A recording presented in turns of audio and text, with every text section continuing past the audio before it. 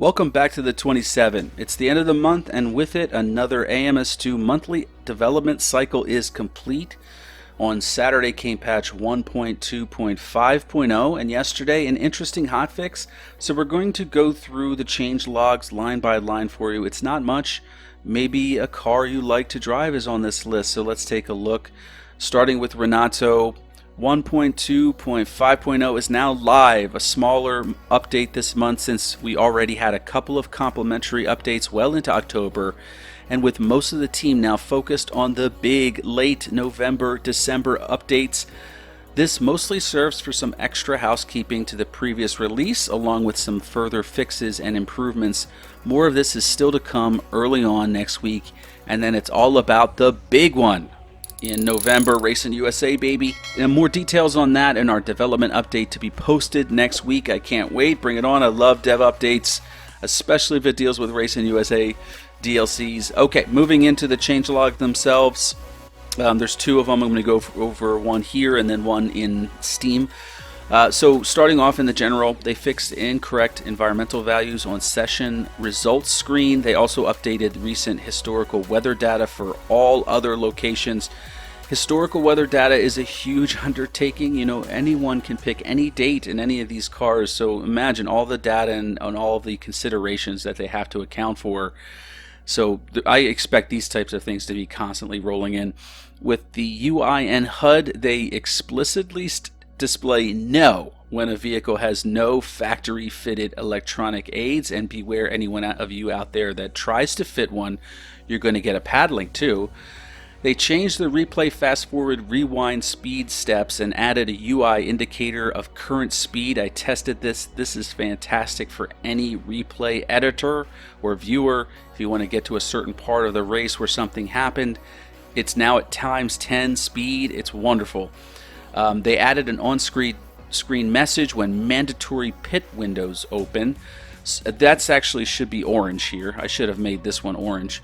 That's huge, especially if you're one of those guys that you don't read when you join a public lobby and there's a mandatory pit stop. It's really great to get that warning on the screen to let you know to come in, at least to stop and go, so you don't get disqualified. Moving into physics, a bunch of interesting little things here. So they did some minor tread adjustments. Obviously, they changed, cornering behavior for all the cars in subtle ways.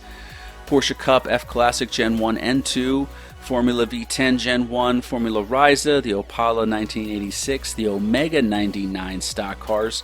Here's an interesting one. They did some further crankshaft mass fine-tuning for the Group C Formula Classic, all generations, Formula V12, Formula V10, Formula Risa, all high-performance vehicles, high-horsepower vehicles.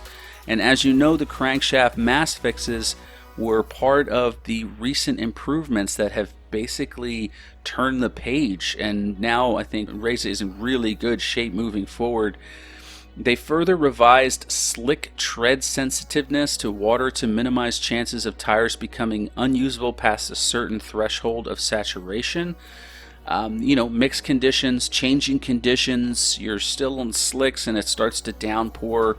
You maybe want to try one more lap. If the cars started becoming undrivable after a certain period of time, maybe that's not necessarily realistic. They want you to you should be able to get to the pits.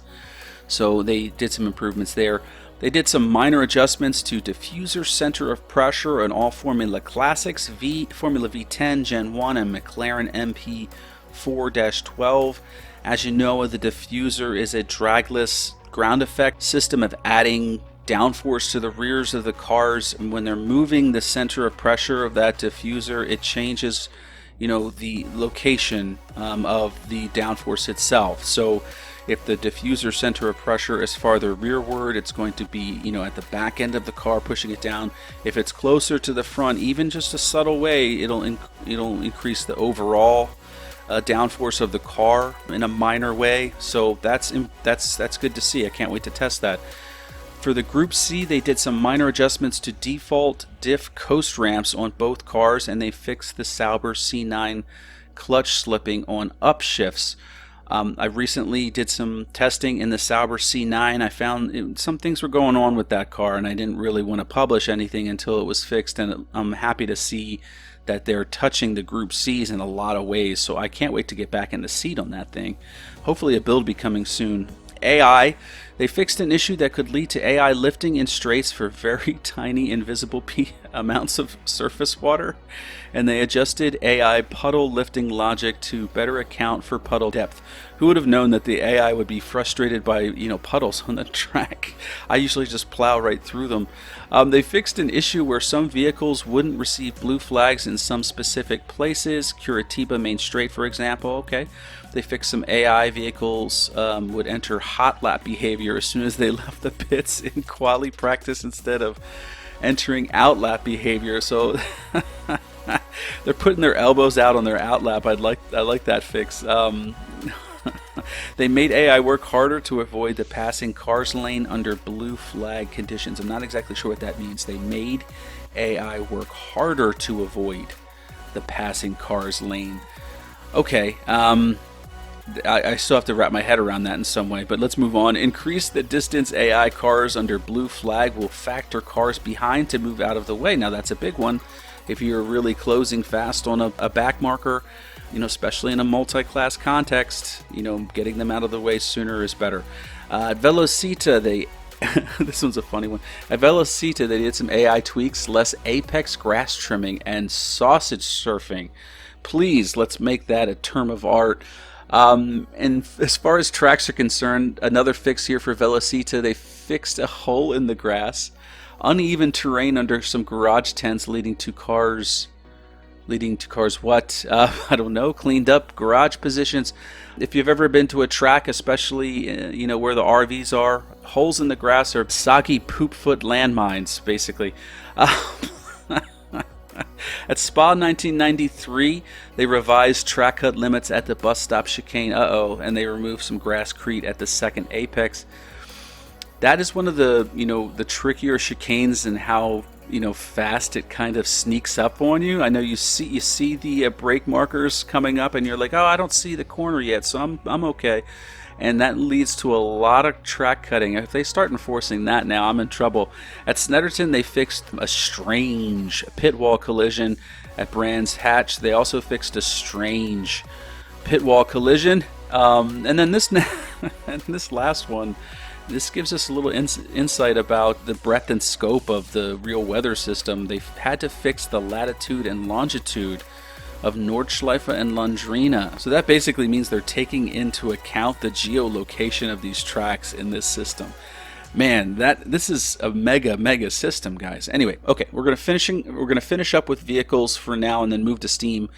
Metalmuro MRX P4, they added 6 new liveries. I love the fact that they add liveries. I think they should have more for a lot of different cars so that leagues can have single car racing and also do more custom liveries because you get more overrides with livery slots. So let's move into the Steam now, and they had the Steam hotfix. I couldn't find this on the forum, so I had to move here.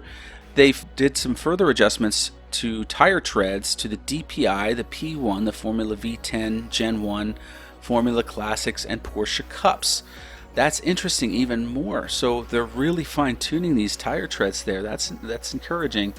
I didn't think there was a real big problem with the Porsche Cup. From what I've heard now, they turn in even a little bit better. So whatever helps the Porsche Cups, I'm all for it. Slightly revised front splitter pitch sensitivity for GT1's Group C. Trucks, all proto classes, Sprint Race, Ultima GTR, McLaren 720S, Omega 99, Opala 86, and Corvette C8R. And the reason why I wanted to highlight this one is front splitter pitch sensitivity means when you're under braking, in trail braking situations, the car is pitching forward, the splitter is angling down.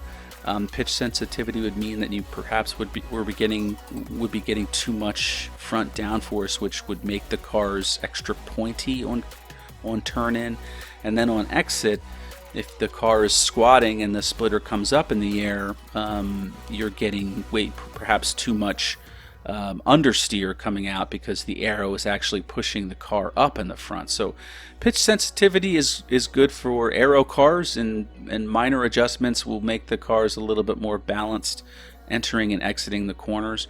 They adjusted LODs for various trackside objects at Nürburgring, Silverstone, Spielberg, and finally at Kansai they fixed a strange pit wall collision there. So that's patch 1250. Coming up, Renato did indeed mention a development update, which should be an important one as we may learn more about Racing USA Part 2. We expect at the end of November, so it's a huge one. I'll let you know as soon as it drops, so stay tuned. In the meantime, thanks for watching and take care.